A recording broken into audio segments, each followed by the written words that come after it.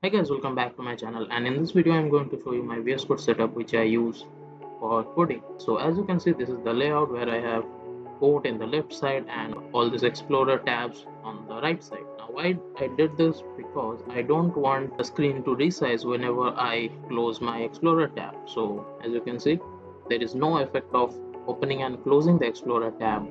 So this is how this is done. For the extension, as you can see, I have auto rename tag, code runner, color highlights, error lens, and this ES7 React Redux snippet, some of the theme and icon theme. Then I have import cost, which shows me the import cost of the package.